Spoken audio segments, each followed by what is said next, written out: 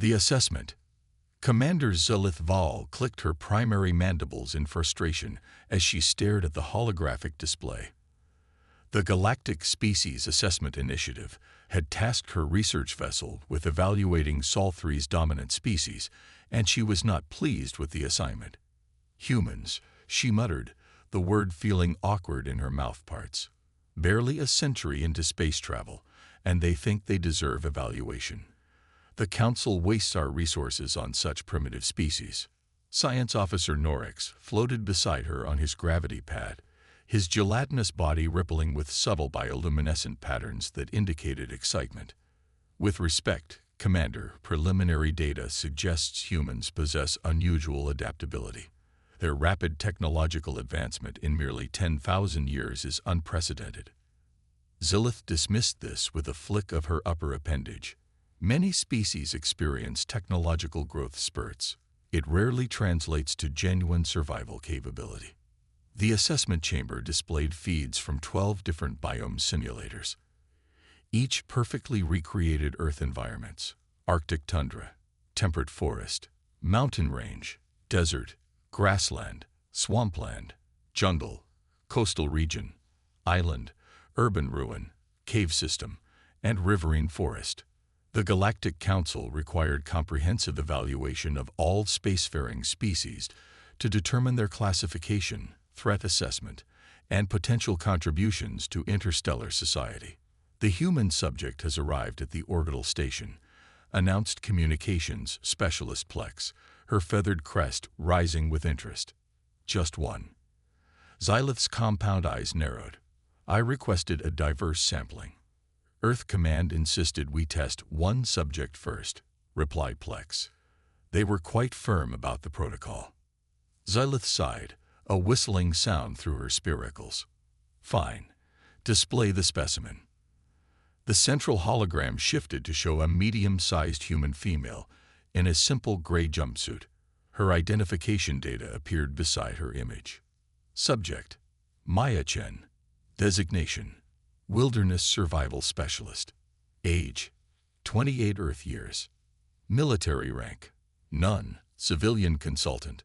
Specializations: primitive technology, camouflage techniques, tracking, resource utilization. They sent us a primitive skills specialist. Zulith clicked in amusement. Not an astronaut or military tactician. Perhaps they misunderstood the assessment parameters, suggested Security Chief Grax, his metallic exoskeleton gleaming under the ship's lights. No, Norix interjected, his body pulsing with thoughtful blue patterns. I believe this is deliberate.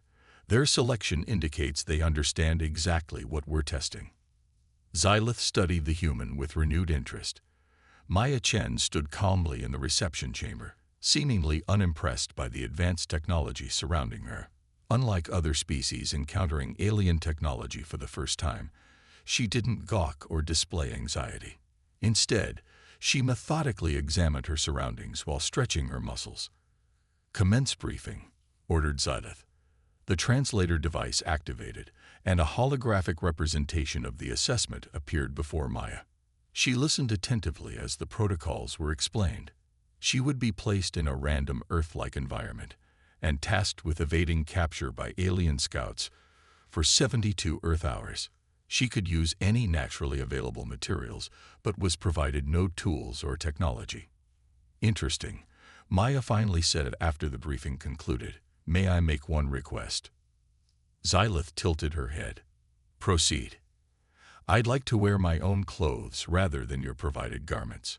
Nothing special, just standard Earth outdoor clothing. After a brief consultation, Xylith approved the request.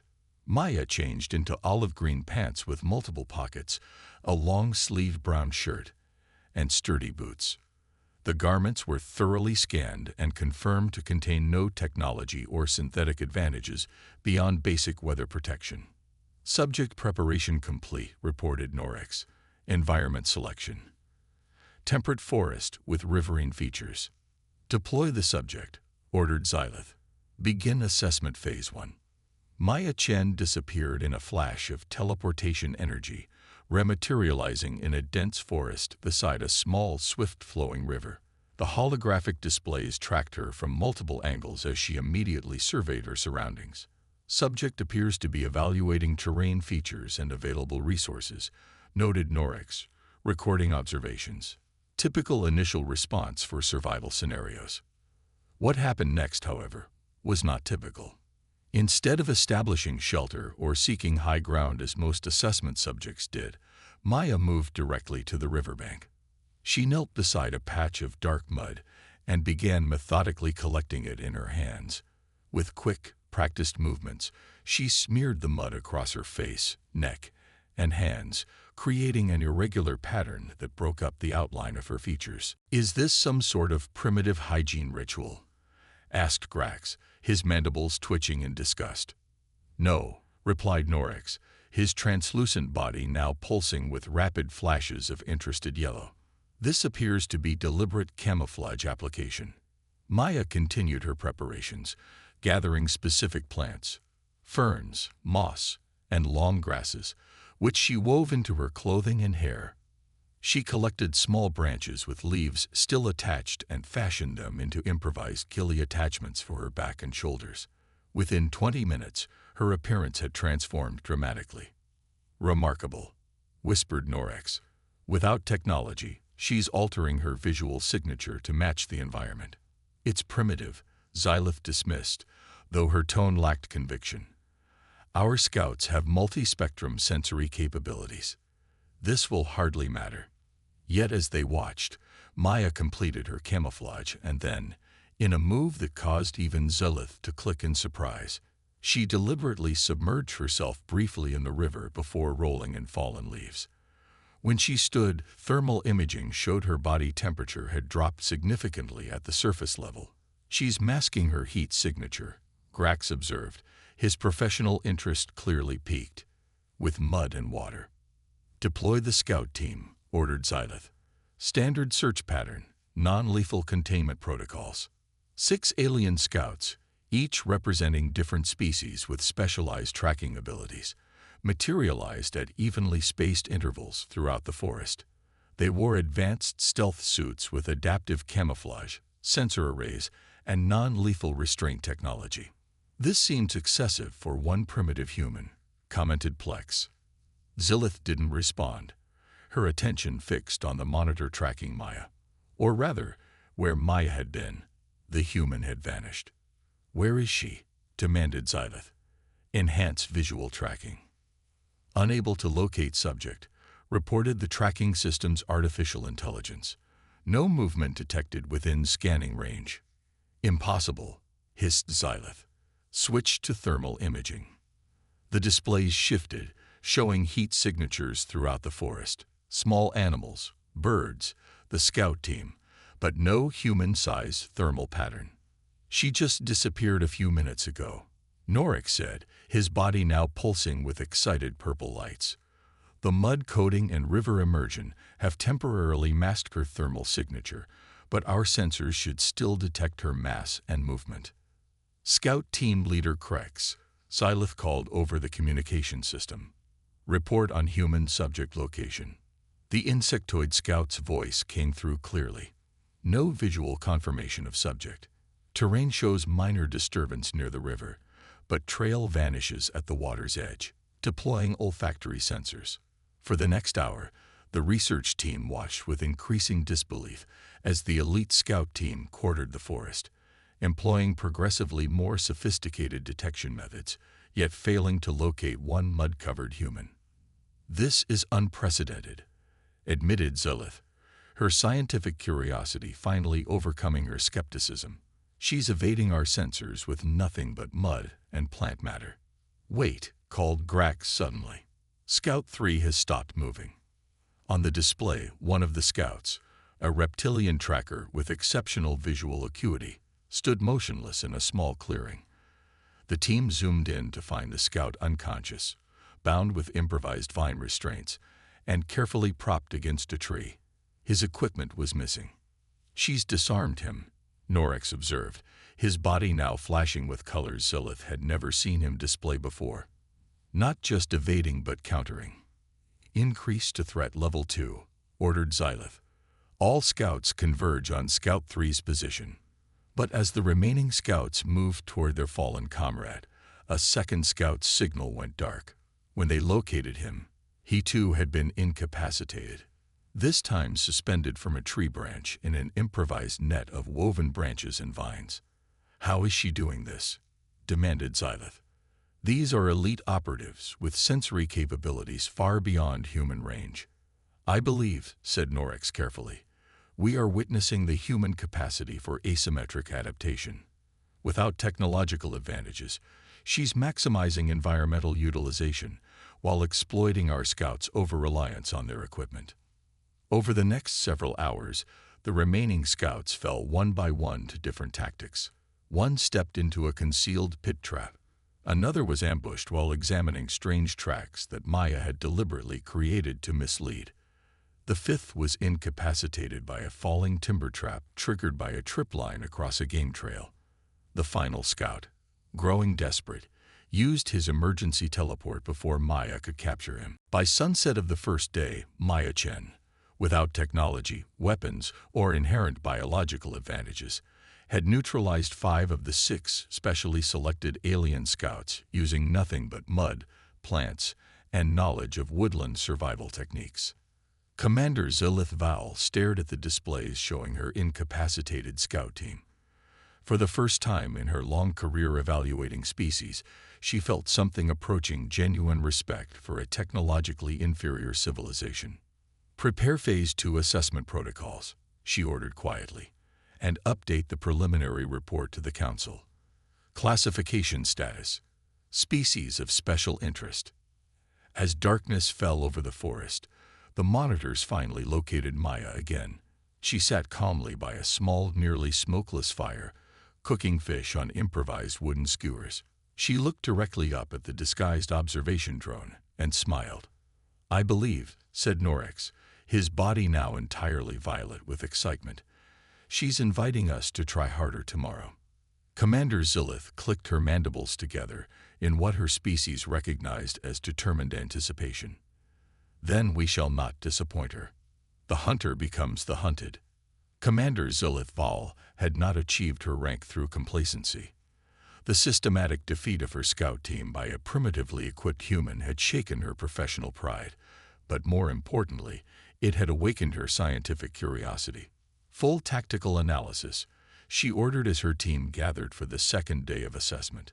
"I want to understand exactly how this human overcame our scouts." Science Officer Norix's gelatinous form rippled with analytical patterns as he presented the findings. The human employed 4 key strategies. First, comprehensive environmental adaptation. She didn't just hide in the environment, she became part of it. Second, sensory countermeasures. The mud, water immersion, and plant materials disrupted our thermal, olfactory, and visual detection systems. Third, recognition of scout patterns. She identified and exploited predictable search methodologies. Fourth, innovative resource utilization, creating effective tools and traps from seemingly inadequate materials. And all without technology, mused Xylith. Most fascinating.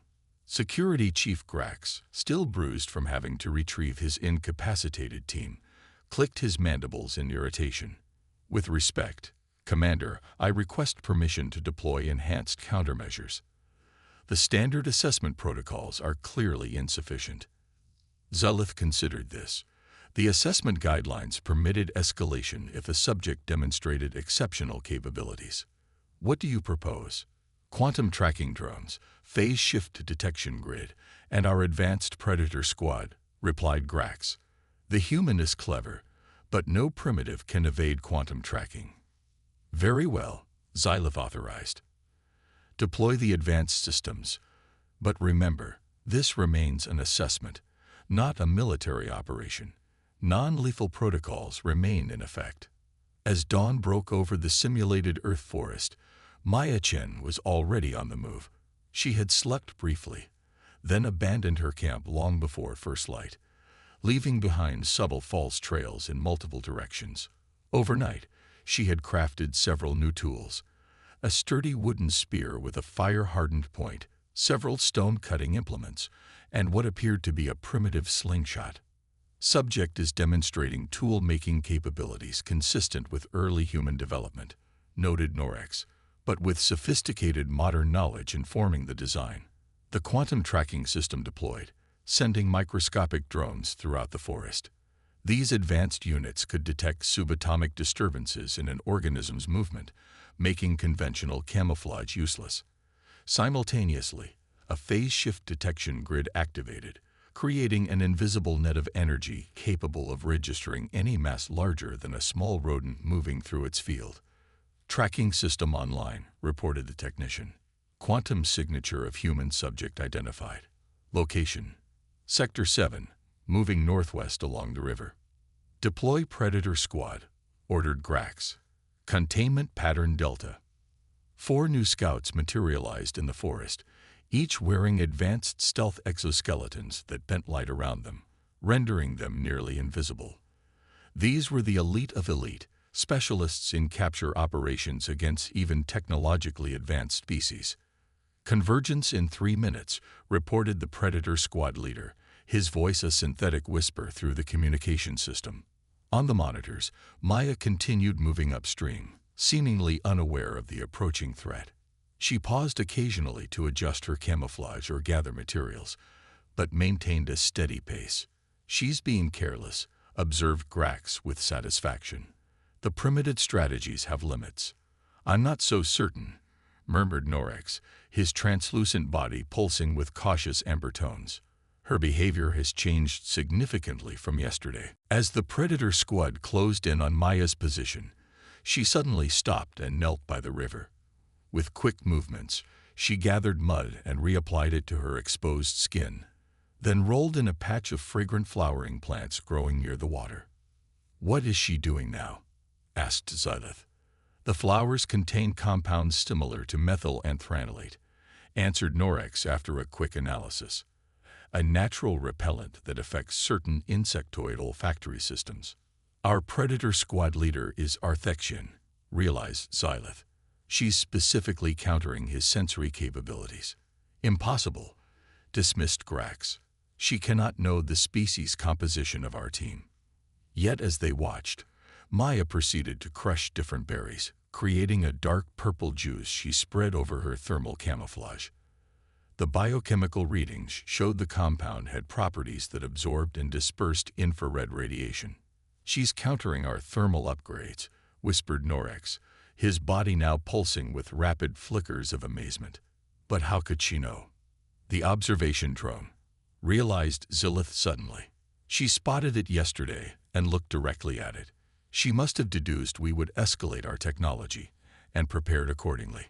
On the tactical display, the Predator Squad had formed a perfect containment formation around Maya's position. The squad leader signaled the final approach, and then Maya simply vanished from the quantum tracking system. "Impossible," exclaimed Grax. "Quantum tracking cannot be fooled by primitive means." "Location lost," reported the technician, his tendrils working frantically across the controls. "No quantum signature detected within grid parameters." "Switch to full spectrum scan," ordered Xylith. The display shifted, cycling through every known detection method: infrared, ultraviolet, magnetic resonance, subspace distortion. Yet Maya had completely disappeared from their sensors. "Predator Squad, report visual confirmation," demanded Grax. "Negative visual," came the squad leader's response. "Subject location unknown. Area appears uninhabited." For several tense minutes, the command center watched as the elite squad searched the area where Maya had last been detected. They found nothing but undisturbed forest and the flowing river. Then, one by one, the Predator Squad members' signals began to go dark. "Squad member 4 is offline," reported the technician. "Restore connection," barked Grax. Unable to comply. Communications implant appears disabled. 3 minutes later, Squad member 2 went offline. Then 3. Finally, the squad leader's signal became erratic before terminating completely. "This is unprecedented," whispered Xylith, genuine awe in her voice. She's neutralized our most advanced tracking systems and elite capture team with primitive countermeasures. Commander, interrupted Plex suddenly, her feathered crest fully extended in alarm. We have an unauthorized access attempt at Environmental Control Junction 12B. That's inside the ship, realized Grax, his exoskeleton plates clacking together in shock. Impossible, stated Xylith firmly. The human remains in the assessment environment. The simulation barriers cannot be breached without.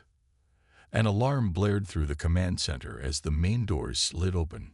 Standing in the doorway, still covered in mud and plant matter, but now also adorned with pieces of the Predator Squad's advanced equipment, stood Maya Chen.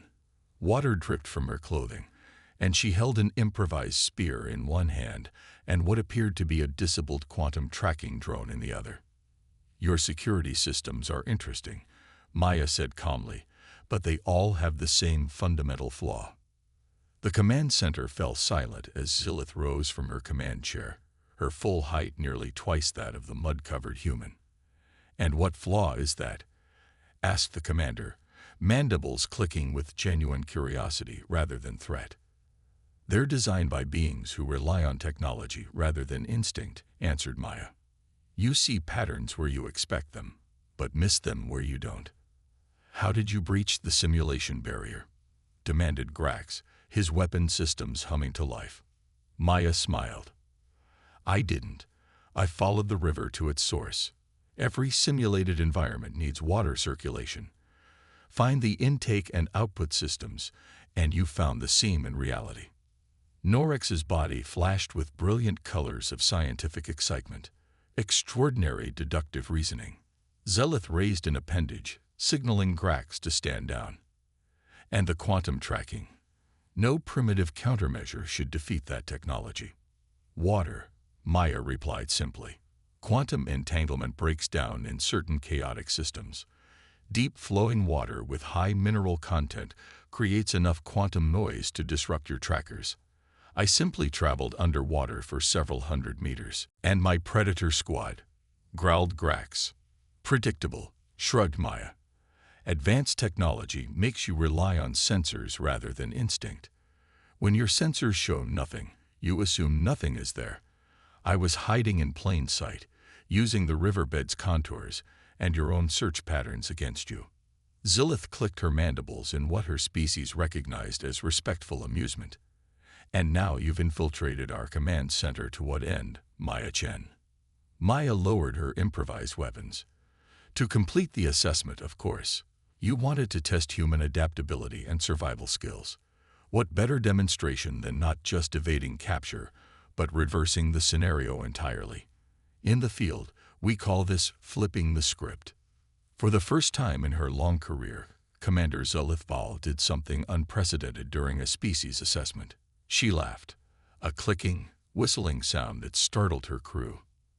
"Assessment complete," she declared. "Science Officer Norex, prepare the formal report for the Galactic Council. Classification: Species of significant interest. Recommendation: Immediate diplomatic protocol upgrade to Level 3 civilization status." "That's 3 levels above our current recognition," observed Plex in surprise. "Yes," agreed Xylith, "based not on technological achievement, but adaptability potential.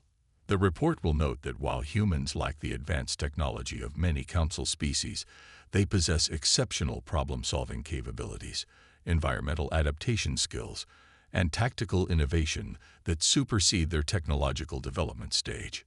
Maya nodded appreciatively. "That's a fair assessment. Though I should mention, I'm not exactly representative of all humans. I'm a specialist." "Even more remarkable," replied Norex, floating closer to examine her improvised gear. "If a specialist in primitive techniques can achieve this much, imagine what your technology specialists might accomplish." "That," said Xylith, "is precisely what concerns and intrigues the Council." 2 days later, Maya Chen sat in a debriefing room at Earth Command Headquarters, facing a panel of military and scientific leaders. She had delivered her full report on the alien assessment protocols, methodologies, and technologies. "So let me get this straight," said General Hammond, leaning forward. You not only evaded their capture teams, but infiltrated their command vessel and forced them to upgrade our civilization classification. Yes, sir, Maya nodded. They were operating under false assumptions about human capabilities. I simply provided a more accurate demonstration. Dr. Eliza Contreras, head of xenobiology, couldn't contain her excitement. The technological data you gathered is invaluable. Their quantum tracking alone is decades beyond our current understanding. With respect, Doctor, Maya interjected, the most valuable intelligence isn't their technology, it's their psychology. These advanced species have become so dependent on their technology that they've lost certain fundamental survival instincts. That's an advantage we shouldn't underestimate. The room fell silent as the implications settled in. Humanity was still technologically inferior to many galactic civilizations, but perhaps they possessed other strengths these advanced species had lost along the way. What was your impression of their intentions, Specialist Chen? Asked the Secretary General finally. Are they a threat? Maya considered this carefully. Not directly, no. They're scientists first, genuinely curious about different species. Commander Zillith seemed more impressed than threatened by human capabilities. But the council they report to, they're categorizing and assessing species for some larger purpose. That bears watching. And they're coming back, added Dr. Contreras, reviewing Maya's report. They've scheduled a comprehensive assessment of Earth in 6 months. General Hammond looked at Maya. We'll need to prepare. Recommendations. Maya smiled, still with traces of river mud behind her ears. Don't try to match their technology. We can't. Instead, show them what humans do best. Adapt, improvise, and overcome. And maybe, she added with a gleam in her eye, we should introduce them to more human specialists. I have a few colleagues they might find educational. In the vastness of space, aboard the research vessel returning to Galactic Council headquarters, Commander Zillith reviewed the final assessment report on humanity. The official recommendation would classify them as a species of significant diplomatic and scientific interest, primitive in some ways, yet possessing unique adaptive capabilities that warranted careful observation and engagement. What she didn't include in the report was her personal note. Of all the thousands of species she had assessed in her career, humans were the first that had truly surprised her. And in the complex dance of galactic politics and power, the ability to surprise was perhaps the most valuable adaptation of all.